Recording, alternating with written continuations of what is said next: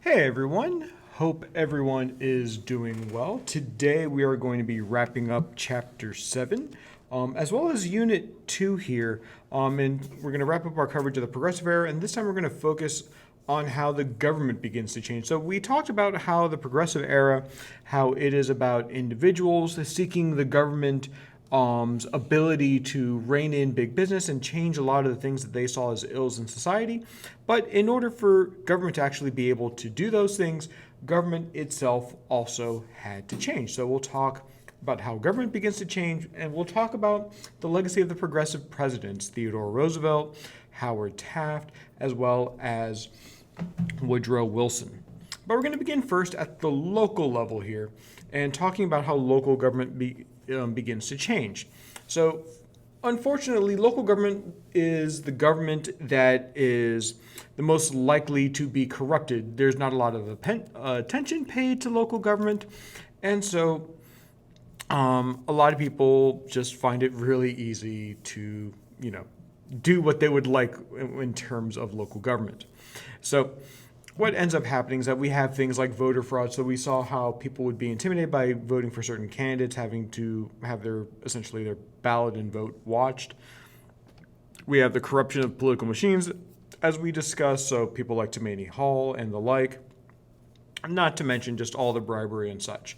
Now, government was also made a lot more inefficient because you would also then have the issue where leaders, they would hire their friends. So the people who would serve in government were basically just of the interest of serving the other people who brought them into the government. And not to mention that typically when you hire your friends, they're not qualified for the position. They don't know what they're doing. They were just given the job because, they're a friend. And I believe we've all been in that situation. Like, we all know we have that great friend. We love them so much, but we wouldn't trust them with anything, let alone with government responsibility. However, we begin to change that thanks to the Pendleton Civil Service Reform Act, which saw that if you are given a government job, you actually have to be somewhat qualified for it, that you have to give the position based on merit rather than that only merit being that I am the friend of this person in government. Now, progressives will begin to talk about different ways to change and bring accountability to government. So, for example, we start seeing what's known as the commission style of government. Basically, instead of having one individual like a mayor making all the decisions, instead you have a commission. So that way, it's not just one individual, but rather a team of people who comes to make a decision. The idea here being the more people that are present in helping to make and shape a decision, that then you have more expertise, you have people who can discuss more, and also it makes it harder for bribery, mainly because now you'd have to bribe 3, 5, 7 people instead of just one. So it makes bribery a bit more expensive, albeit not exactly foolproof. Now, one of the big changes is that how citizens begin to participate in the lawmaking process. So instead of just having the legislature or the commission or whoever it is decide the laws, there is what becomes known as the initiative. Now, you guys have probably, been out in public and been approached by someone who says, "Hi, would you like to sign this petition to make such and such legal?" And they ask you to sign, fill out your information, and whatnot. Now, what this is an example of is an initiative.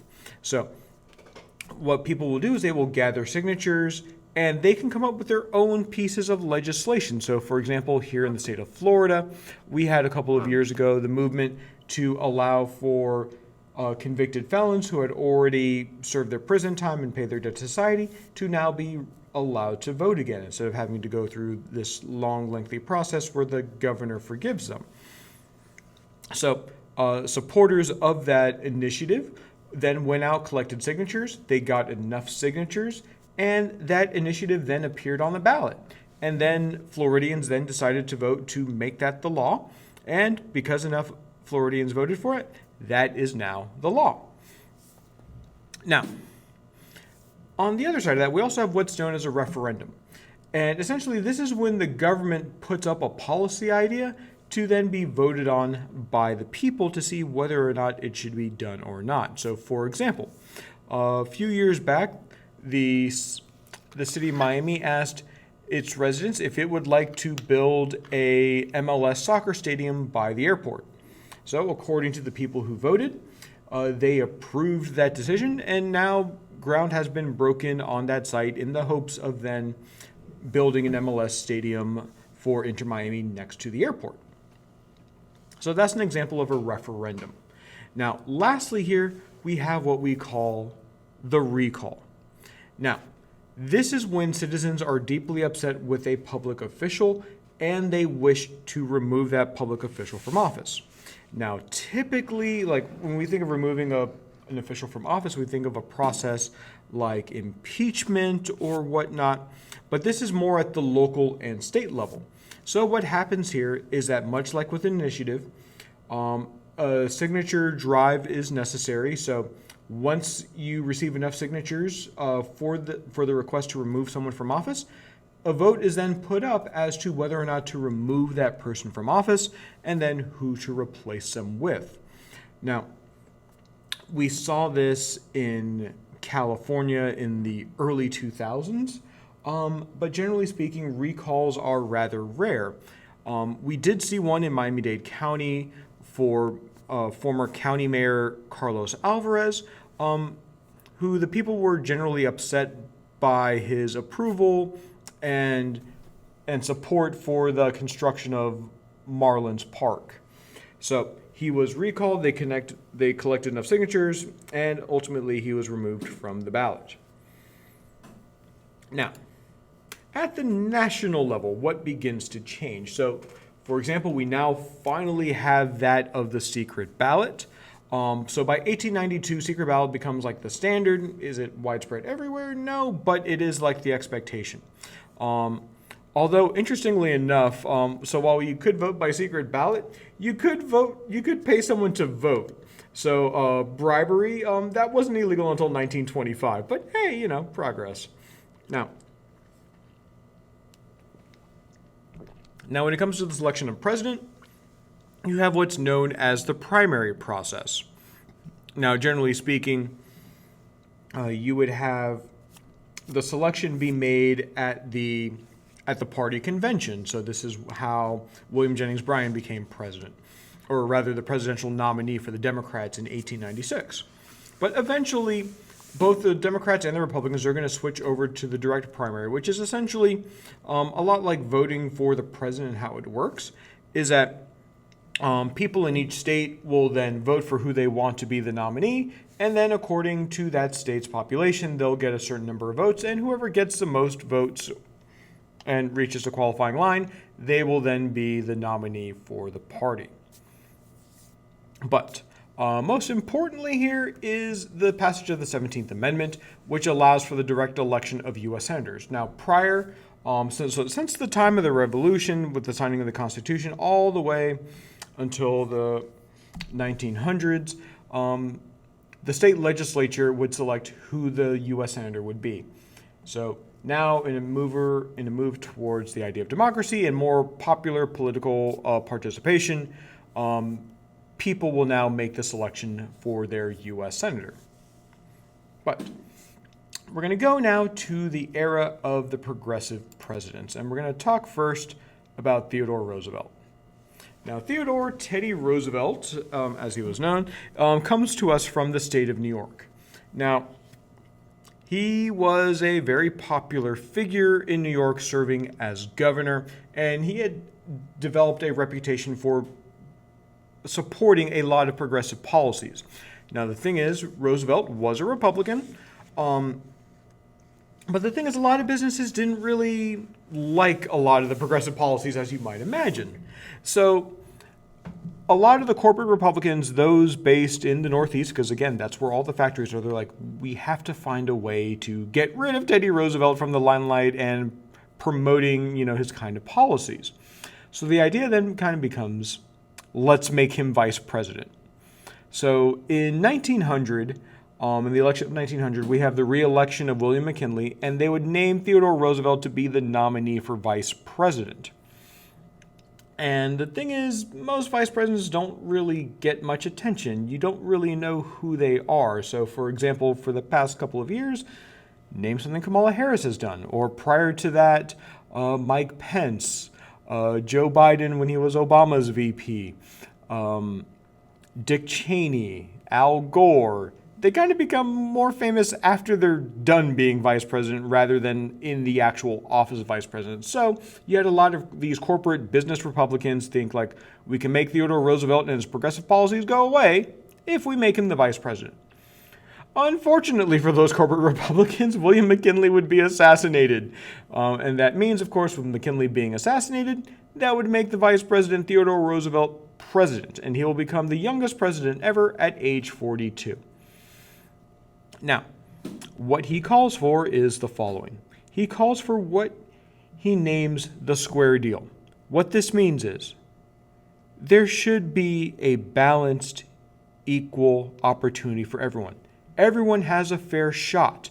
We have fair play. We protect consumers. Let us protect our resources. Let's have control over corporations so that way they don't have control over the people.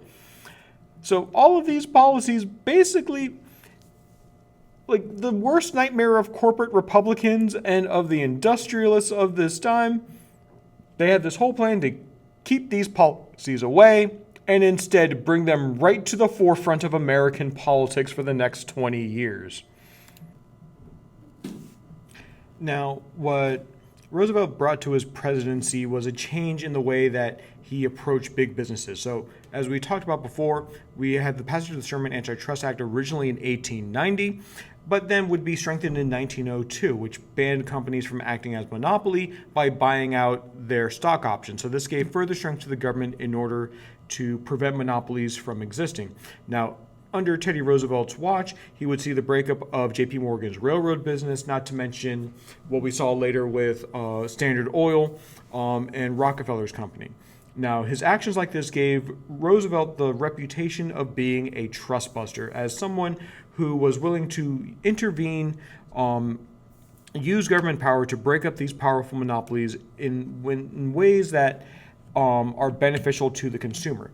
Now, when you look at Teddy Roosevelt's actual political beliefs, he actually thought that monopolies and trusts were actually kind of good, in that they didn't really rise to that level of power until that they didn't rise to that level of ability, of performance, without being generally good at what they are doing. So because of that, he would only go after the ones that he believed were abusing their power. So when Rockefeller is stamping out creativity, he's stamping out the ability for a lot of these businesses or new competition to really rise up and innovate, that's when he intervenes. Now, we see he has a willingness to intervene. So, for example, he intervenes in the UMW miners' strike. He's willing to take on the demands of labor. He's willing to have them meet together and help them reach a resolution. He would also create the Department of Commerce in this kind of regard to help out businesses and how they compete, not to mention the Department of Labor, which is created to help protect workers' rights. So Roosevelt did a lot of things here to make sure that the people would actually be able to be protected from businesses, whereas also businesses would be able to expand and grow, provided they don't abuse the people. Important legacy is that of the environment. Teddy Roosevelt, growing up, was this kind of he was a kid from New York City. He's a kid from New York. He didn't really get to enjoy the great outdoors, so to speak, but later on in life, he really has this idea of exploring nature, exploring the United States, and exploring the world and all of its environments. So he wanted to protect that for future generations. So he wanted everyone to enjoy and be able to experience nature as he had. Now, of course, this would then lead Teddy Roosevelt to then create the national park system as we know it. So the federal government would buy up land to protect it, to preserve it. So you would have 5 national parks, one of which, of course, being Everglades National Park here in South Florida. He would also go on to create 51 different wildlife reservations. That way animals could be in these environments and be protected, free from hunting and the like. And also, he would then authorize the purchase of over 100 million acres of land to be preserved and unused. Now, interestingly enough, as of course you all probably growing up had a teddy bear. Of course, this is named after Teddy Roosevelt after an incident where he was out hunting and had refused to hunt a baby bear that he saw. A company then kind of capitalized on the national story, and well, that's why you have a teddy bear in your bed right now. But not all is going to be great for Roosevelt and his legacy.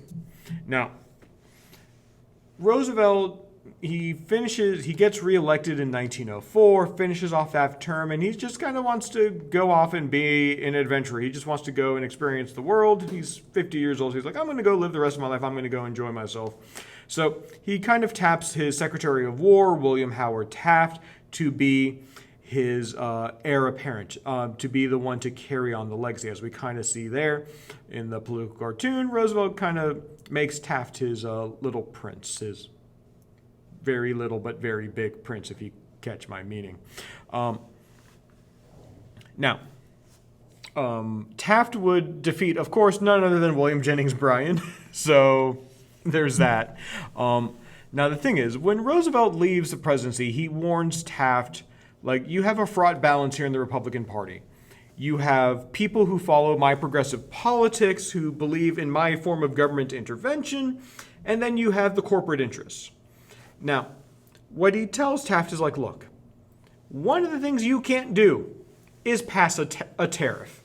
If you pass a tariff, you are going to split this party apart. So if you pass this tax on foreign goods, what we call a tariff, Republicans will be divided. Of course, you can kind of see where this is going to go.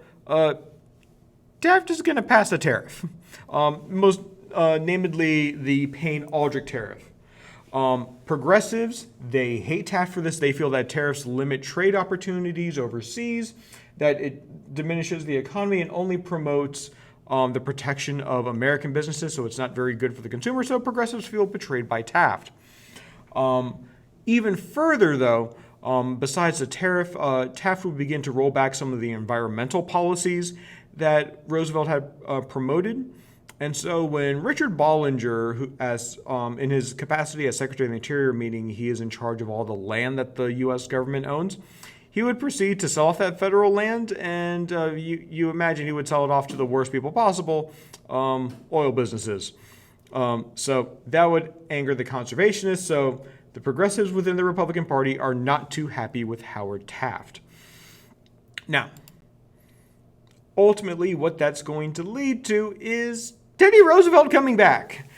Teddy Roosevelt feels betrayed by Taft. You didn't carry on my legacy. You didn't do the things I needed you to do. So therefore, I'm going to run for the nomination for president. So we have the election of 1912, and there is chaos within the Republican Party, and the Republican Party, which is dominated by the corporate interests, by the business interests, they're going to go with Taft. To which Teddy then responds by forming his own political party, the Bull Moose Party. So the progressives would leave the Republican Party, join Teddy in his new Bull Moose Party. So this is the beginning of the shift for Republicans. So a lot of those progressives, those were the people who were formerly the anti-slavery part of the Republican Party. So a lot of those same individuals had evolved into the progressive wing of the Republican Party, and ultimately they will leave the Republican Party beginning with Teddy Roosevelt's Bull Moose Party. But also on the other side, we have the Democrat, that being Woodrow Wilson, who is going to label himself as a progressive and also push for some for some progressive policies. So with the Republicans split essentially between Roosevelt and Taft, that leaves a clear window open for Woodrow Wilson to drive right through and win the presidency, and the Democrats will take the White House for the first time in 20 years. Now, when it comes to Woodrow Wilson's presidency, he would then go forward with what he called his new freedom. So we have the passage of the Clayton Antitrust Act, which is a strengthening of the Sherman Antitrust Act. So this would prevent companies from creating monopolies simply by just buying up the stocks that a company is selling. So, for example, that's why when we hear about purchases, so for example, when Microsoft now is trying to purchase Activision, the makers of Call of Duty, that goes under antitrust regulation and has to be approved because you can't simply just buy out the stock out. You can't buy the stock of the company outright in order to own it. He would also go on to establish the Federal Trade Commission, which then is able to investigate companies for unfair or illegal practices. Also, while you may hate this, it is during his presidency that we see the passage of the 16th Amendment, which allowed for the collection of income taxes, but that pretty much also means the death of tariffs. While tariffs will still exist in the near future, as it comes to turn out, the U.S. government will make far, far more money via income taxes, and that also allows the government to have the resources available to begin to pay for a lot of the goods that we see. We also see the creation of the Federal Reserve, which is a part of the government but independent essentially from the government telling them what to do in the regulation of banks. And also we see with Woodrow Wilson the first anti-child labor law, which will ban child labor before the age of 14. And not to mention, we would finally see women gain the right to vote with the passage of the 19th Amendment in 1920.